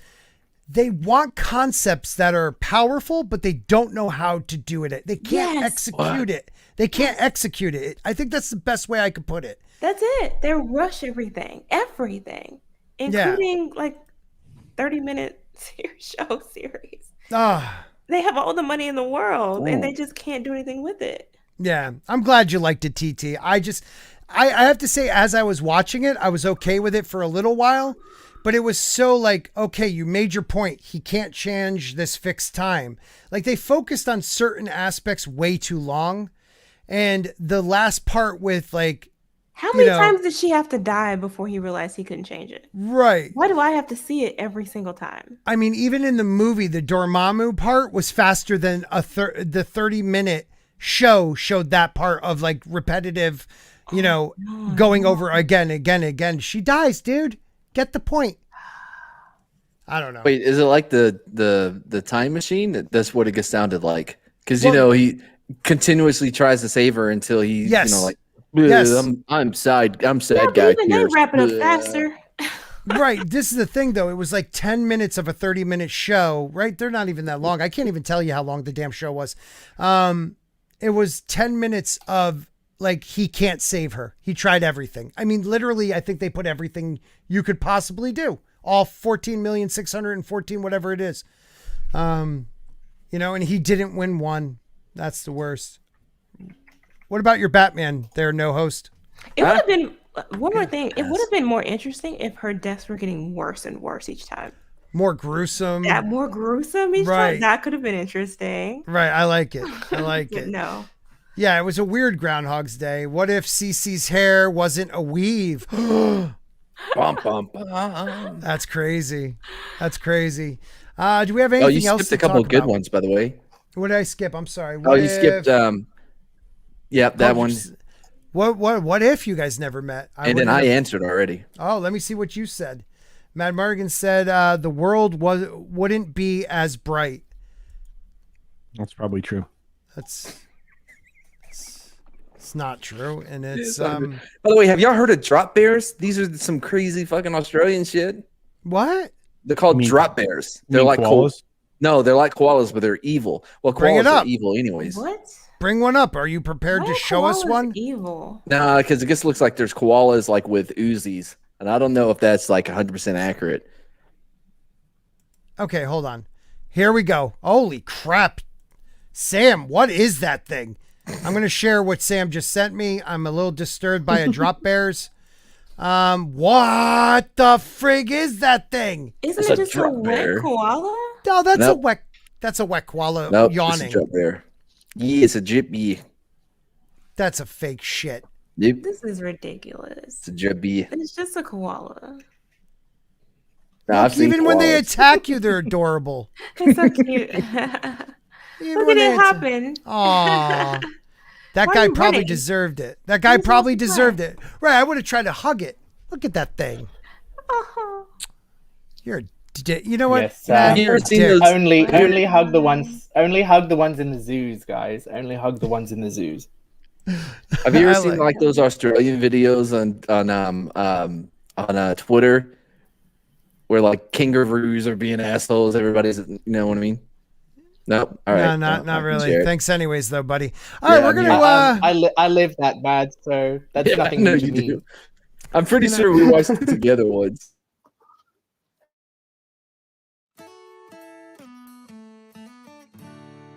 They've done great. We got Culture Casino out there. We got Sporking News Podcast. Still hate that I'm second. Stephen Walton. We've got if I wasn't Lorena busy Creole. We've got looking for content for your channel. I'm trying to Vigilante Williamson. We got Jake D. I'm forgetting somebody. We need more commercials like this for this show, dude. Brain fart. I have a lot. He says Kathleen Kennedy will no, with me involved. Oh, that's gonna be tough. That is one of my favorite things in the world. That's like what, seriously. You being involved? No, just that video. Where's the one where the song one with me in it? Oh, the song one. Is this it? Hi, Euro Casino here. When I send letters to my cousin, Culture Casino in America, I like to use fresh Navy stamps. Ooh, I don't know what they use on these, but they're so much stickier, and it makes my post come really fast.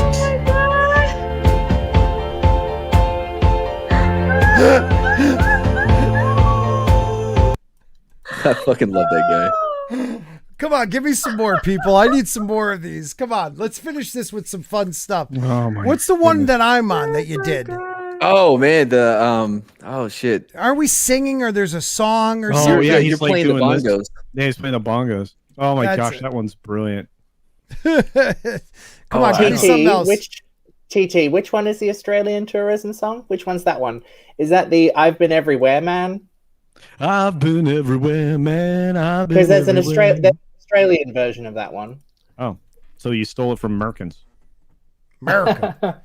Did y'all ever see the fake? We are convicts. Oh, hold on. There's a good one in my messages. Here we go. Let me bring this one up. Americans. All right. Hey, thank you, TT. I can't believe you can't find the bongo one, Mad. What's wrong with you? I know, Mad. I'm looking for it. Well, while you do that, I'm going to share what TT Type in the keyword bongo. But that wouldn't make it come up. Don't worry about me. Wow, Mad. He apologized. Yeah.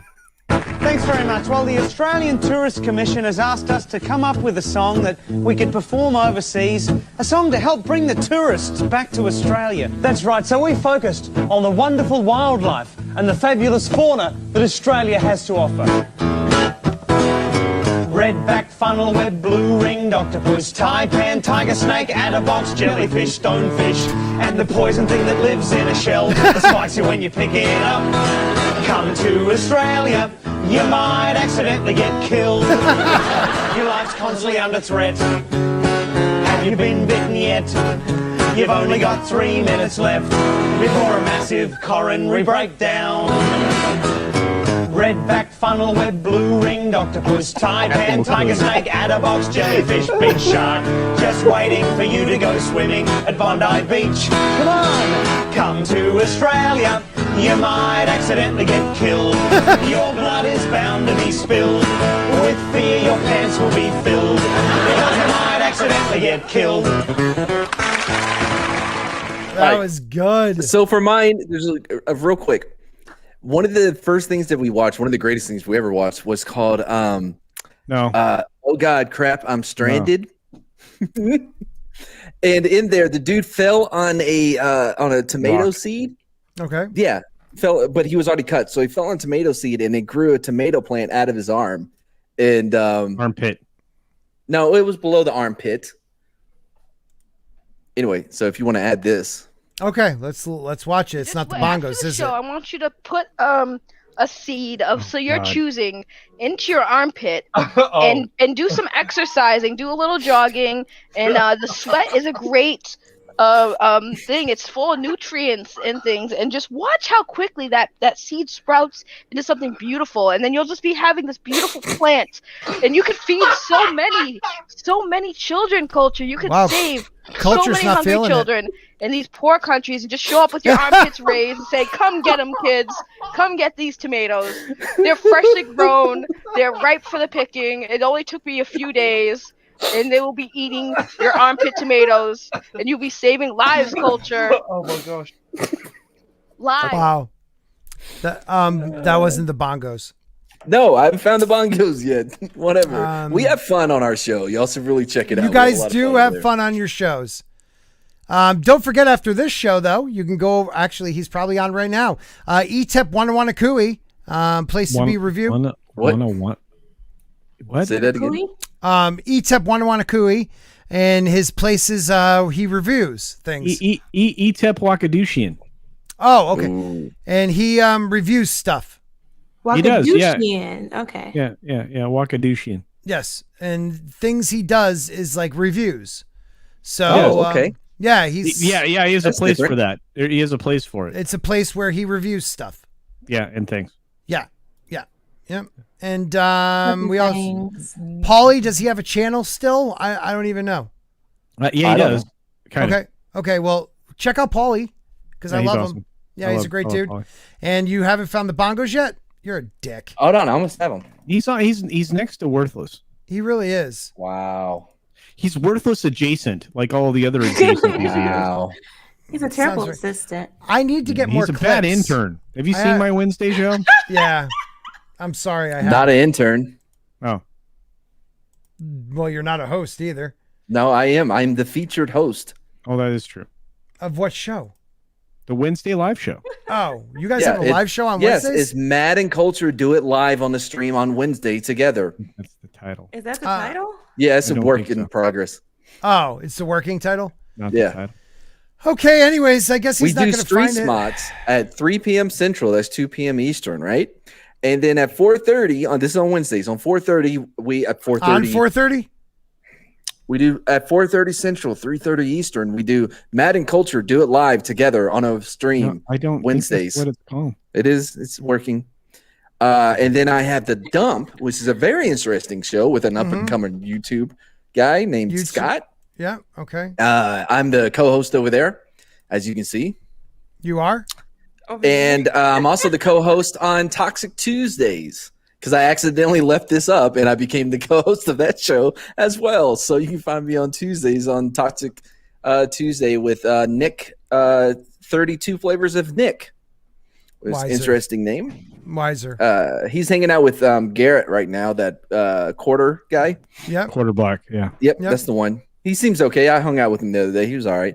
Yeah, and, I got to hang out with him for a while in Vegas. Actually we had a great breakfast. I actually would have liked that. Yeah. I really dig that dude. I think he's funny. I get to hang out. I get to hang out with amazing people, Matt. You should try it sometime. You should. Can we go back? No, we're done. Thank you. 3 p.m. And Central. Jayne Theory. Hey, you can find me here on YouTube where I post movie and television reviews and occasionally some pop culture commentary. You can also find me on Twitch, Twitter, and Instagram at Jayne Theory. Thank you, Jayne. I'm also on the Twitch. I have 2 followers. Sam McCabe.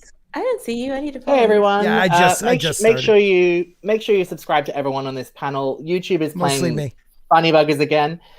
Nick and I have a YouTube channel. It's under Nick and Sam McCabe. You can see it on our name right there. You can find me at Samuel McCabe _01 on Twitter. We got lots of videos. It's all in one place. We're sitting on 86 subscribers right now, and we would love it ever so much if we could get to 90. So, yeah, please do that. We get you to 100. We're going to work on that this weekend. Oh, and do as I did, and I guess no hit one that asked you. bell on you. Sam's channel. Okay, then. Thank you. Sorry, I was talking about. Go ahead, Sam. Hit that bell. Thank you, man. No, I'm done. I'm good. All right, great stuff. Thanks, buddy. Culture Casino.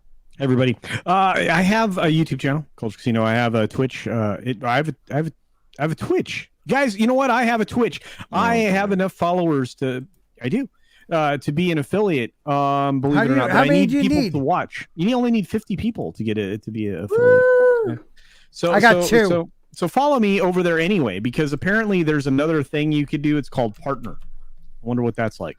But so until I actually become like a full-blown affiliate, I'm gonna dual stream on Saturdays when I can for both YouTube and Twitch. But do check me out on Twitch. I think I might play Twitch. I might play Twitch tonight. What do you call that? I'm gonna stream on Twitch. You may be Twitterizing. I'm on Twitch. Oh, I got 4 followers. Twitterizing or Twittifying. No, Twitchifying. Twitter. I'll be twitching. I'm gonna be twitching. Maybe tonight at some point. Yeah, and then do a little Twitcheroony. What can I just go on Twitch and talk? Yeah, they call that just chatting. So, chatting?